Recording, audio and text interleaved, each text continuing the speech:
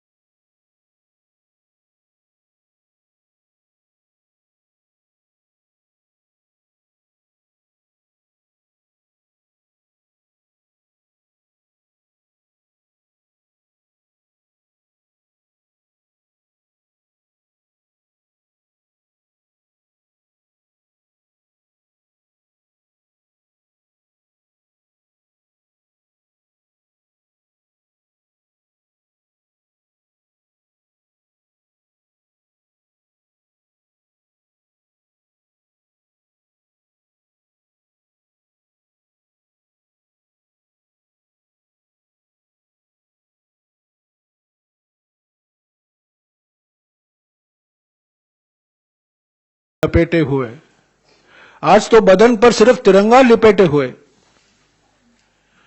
ये लोग कह रहे हैं कि हम हिंडनबर्ग की जांच कराएंगे। जांच तो अडानी की होनी चाहिए, और सरकार और अडानी के बीच में क्या रिश्ता है और क्या लाभ पहुंचाया गया है अडानी को पिछले 10 सालों में, उस पर जांच होनी चाहिए। और वो निष्पक्ष जांच सिर्फ जेपीसी के माध्यम से ही हो पाएगा। तो मैं जानता हूं कई लोग चाहते थे कि गृह मंत्री के बयान पर मैं कुछ टिप्पणी दूं। मैं शुरुआत इसी से करना चाहता हूं। कांग्रेस पार्टी हमेशा, मैं कुछ चीजें स्पष्ट करना चाहता हूं, कांग्रेस पार्टी हमेशा निजी निवेश के पक्ष में रही है। कांग्रेस पार्टी मानती है कि हमारी आर्थिक तरक्की भारी मात्रा में निजी निवेश पर निर्भर होगा। निजी निवेश को प्रोत्साहन देने की जरूरत है। इस बजट में तो है नहीं, पर हमेशा हम कहकर आ रहे हैं कि निजी निवेश ही एकमात्र इंजन है हमारे अगले 10-20 सालों आर्थिक तरक्की जो हम चाहते हैं वो निजी निवेश के ही माध्यम से हो पाएगा।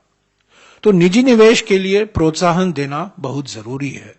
यह हमारा पहला सिद्धांत है। दूसरी बात, हम हमेशा यह कहकर आ रहे हैं कि हम उद्यमशीलता के पक्ष में हैं। उद्यमशीलता को और भी बढ़ावा देने की जरूरत है।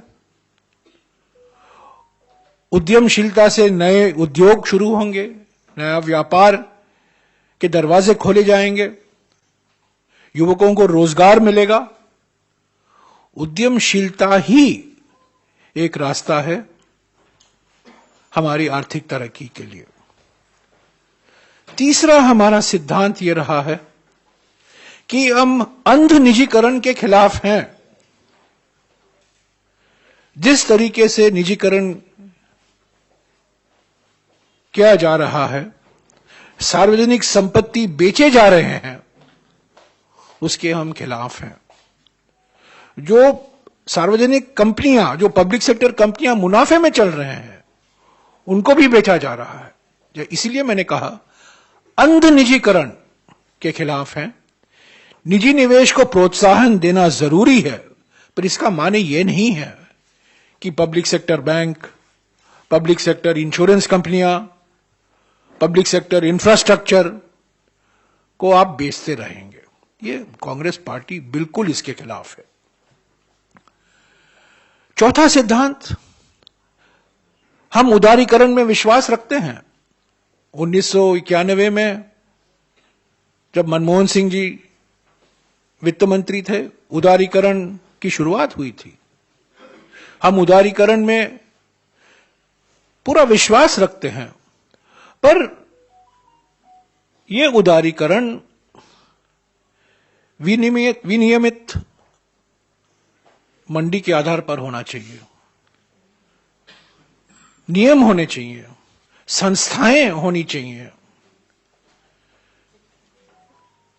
और ये संस्थाओं को स्वतंत्र रूप से चलने का अधिकार होना चाहिए, ताकि ये जो नियम बनाया जाता है इसको एक निष्पक्ष तरीके से और पारदर्शिता से ये लागू हो।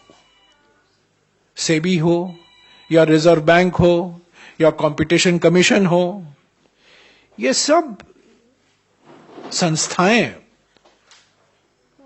बहुत महत्वपूर्ण भूमिका निभाती हैं इस उदारीकरण के जगत में। तो मैं ये 4-5 सिद्धांत जो हैं, मैं इसको दोहराना चाहता हूं।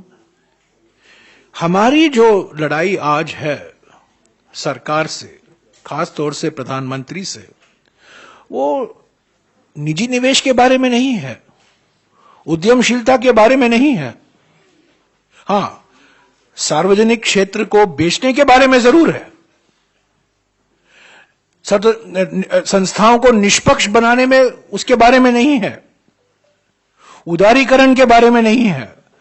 पर हम जरूर यह कहेंगे कि हमारी लड़ाई मित्रवादी पूंजीपति जो है, मित्रवादी पूंजीवाद, उसको लेकर है। और ये जो मिसाल है जो आज चर्चा में है, पार्लियामेंट के अंदर, पार्लियामेंट के बाहर, ये मित्रवादी पूंजीवाद का एक प्रभावशाली मिसाल है। जिस तरीके से एक कंपनी को प्रोत्साहन दिए गए हैं पिछले 8-10 सालों में, जिस तरीके से ये कंपनी निजीकरण से उसको फायदा पहुंचाया गया है, खास तौर से हवाई अड्डे की निजीकरण, बंदरगाहों का निजीकरण,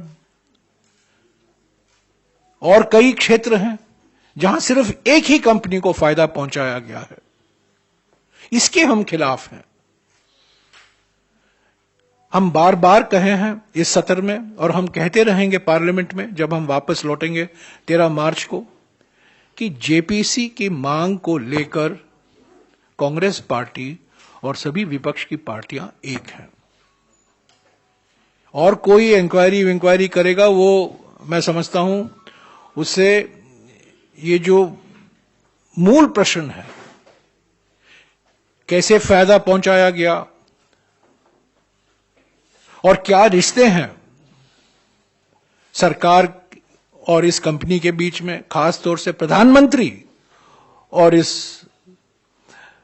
पूंजीपति के बीच में, ये सिर्फ जेपीसी के माध्यम से ही इन सवालों को जवाब हम ले सकते हैं।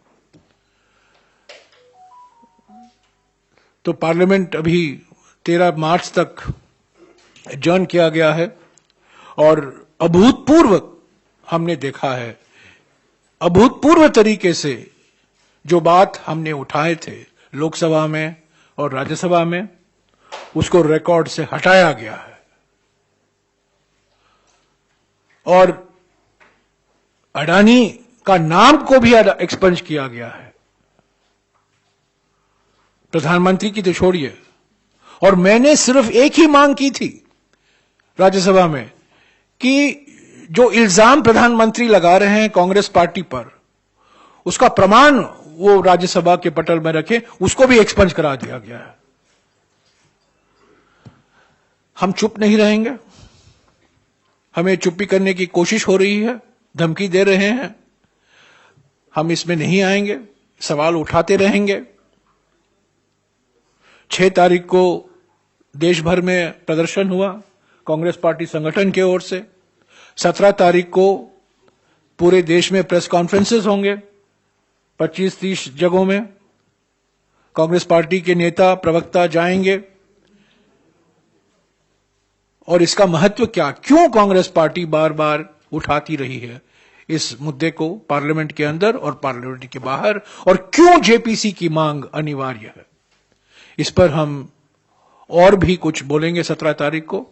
पर आज मैं ये सिर्फ कहना चाहता था कि जो लड़ाई है, जो हम बात उठा रहे हैं, ये निजी निवेश से संबंधित नहीं है।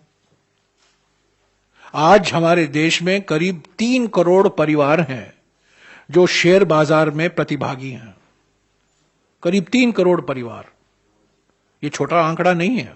3 करोड़ परिवार हैं जो शेयर बाजार में प्रतिभागी हैं। इन्वेस्टर प्रोटेक्शन चाहते हैं, उदारीकरण चाहते हैं, पर निजीकरण नहीं चाहते हैं। निजीकरण के बिल्कुल हम खिलाफ हैं। और हम चाहते हैं कि जो संस्थाएं हैं, जो बनाए गए हैं, सेबी, पहले से रिजर्व बैंक तो है ही है, और कई रेगुलेटरी बॉडी हैं अलग अलग क्षेत्रों में, उनको स्वतंत्र रूप से अधिकार दिया जाए कि वो निष्पक्ष तरीके से वो अपना काम करें। अंत में मैं ये कहूंगा कि आज सुबह मैंने खुद सेबी के अध्यक्ष और रिजर्व बैंक के गवर्नर को खत लिखा है और उनसे ये मांग की है कि इस अडानी मामले पर वो निष्पक्ष जांच कराएं, और जो कुछ जांच कराने की जरूरत है और जो कार्रवाई उनको करनी है उनको वो करें, और डरे नहीं सरकार से और मंत्रियों से और प्रधानमंत्री से।